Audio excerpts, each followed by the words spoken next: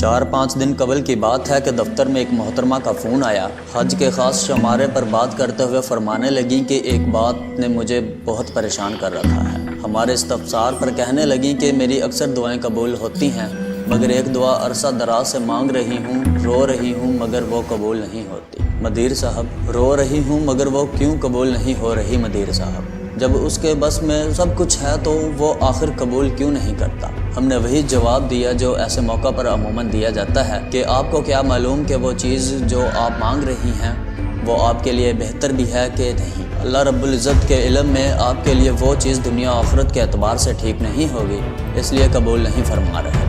मगर चूँकि आपको इसका इल्म नहीं, इसलिए आप खैर आफियत के साथ इसे मांगते रहिए। मकसूद मिले ना मिले, अजर तो कहीं गया ही नहीं, जो असल मतलूब है। इसके बाद इन्होंने जो कहा वो सुनकर मैं भी बहुत लाजवाब सा हो गया। उन्होंने कहा कि मैं कोई दुनियावी चीज़ तो नहीं मांग रही, मैं तो उसके दर पर हाज़िरी मांग रही हूँ। भला ये कैसे मेरे हक़ में बुरा हो सकता है? मैं एक नेकी की तौफीक ही तो मांग रही हूँ। हमने इन्हें दुआ में मज़ीद शिद्दत की ताकीद की कि शायद मांगने में, तड़पने में अभी कमी है। तो कहने लगी कि हम तो मखलूक हैं, हमारे मांगने में तो हमेशा कमी ही रहेगी। वो तो खालिक है, इसे तो खाली हाथ नहीं लौटाना चाहिए ना। ये कह कर रोने लगी। हमें उनके जज्बे पर बड़ा रश्क आया और ख्याल आया कि ये शिकवा भी सरासर मोहब्बत है, मगर फिर भी इब्लीसुल ऐन कब इस वसवसे को बढ़ा कर एतकाद ख़राब कर दे। इसलिए अपनी तरफ से जो हो सका नसीब मुकद्दर की बात करते हुए इन्हें खूब तसल्ली दी और फ़ोन बंद कर दिया। लेकिन मुझे लगा कि मेरे जवाब में एक तशंगी सी है। फिर उसके अगले ही दिन की बात है कि मैं घर पर खाना खा रहा था कि अचानक मेरी 2 माह की बेटी जमाना रोने लगी। मैं मामूल के मुताबिक खाने में मसरूफ़ रहा कि कोई ना कोई इसे उठाकर चुप करवा देगा, मगर इसकी माँ कहीं दूर थी शायद। मैं खाना छोड़कर लिपट कर कमरे में गया तो देखा कि हमारी अम्मी जान करीब ही तशरीफ़ फरमा थी और जमाना की तेज़ हाथों से तेल की मालिश कर रही थी। जमाना का रोना चंद ही लम्हों में निचले सरों से उठकर ऊंचे सरों की तरफ इर्तका कर गया था। साउंड ट्रैक जब बहुत बढ़ गया तो मैंने बच्चों के मामले में हमेशा का हसास कुछ बेचैन हो गया। जैसे अम्मी जान ने फौरन बांप लिया और मुस्कुरा कर कहा, पागल बड़े बूढ़े कहते हैं कि बच्चों को कुछ देर अच्छी तरह रोने भी देना चाहिए कि इससे इनकी वर्जिश होती है, फेफड़े मजबूत होते हैं और सीना सांस की नाली बहुत साफ हो जाती है। इनकी बात सुनकर मुझे भी बच्चों के डॉक्टर की बात याद आ गई।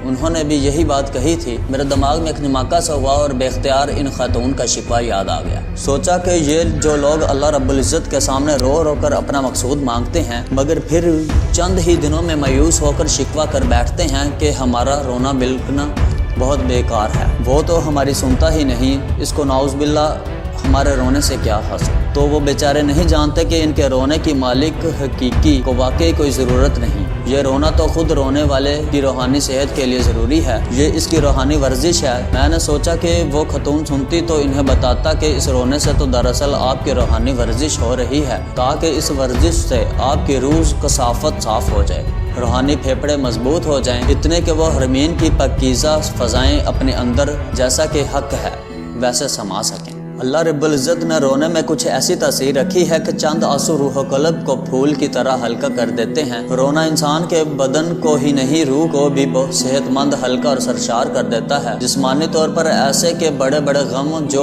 दिलो दिमाग पर बारी सिल्लों की तरह ऐसे आन पड़ते हैं कि अगर ना हटे तो आदमी इनके बहुत से दिनों में मर जाए। मगर फिर कुदरत इंसान की मदद करती है और फितरी तौर पर फूट फूट कर रोता है और दिलो दिमाग पर गमों का मनोबोझ 2 आंसू बहाने से यूं हल्का हो जाता है जैसे पिघल कर आंखों के रास्ते बह गया हो। बिल्कुल इसी तरह कभी जब रूह पर कसाफत तारी हो जाए, मस्जिद में 2 पल रुकना भी ऐसा लगे जैसे आदमी माउज़बिल्लाह जिंदान में है। न नमाज में लुत्फ़ हो, न तलावत में।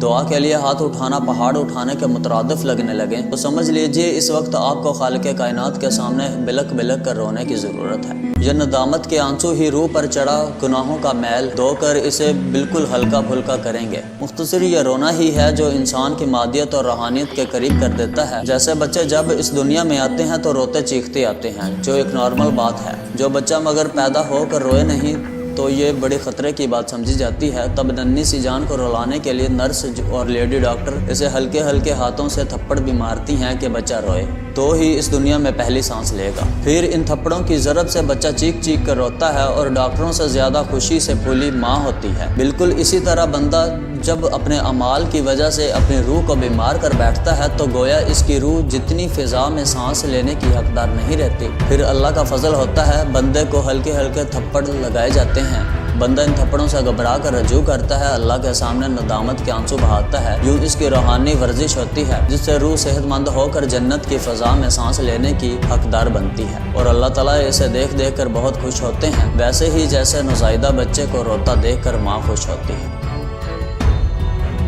معزز خواتین و حضرات، امید ہے آپ کو ہماری ویڈیوز پسند آ رہی ہوں گی۔ اگر آپ کو ہماری ویڈیوز پسند آ رہی ہیں تو پلیز ہمارے چینل ایچ ڈسکوری کو سبسکرائب کریں اور ساتھ ہی بیل آئیکن پر ضرور کلک کریں تاکہ ایسے آنے والی اور نئی ویڈیوز آپ تک بآسانی پہنچتے رہیں۔ شکریہ، اللہ حافظ۔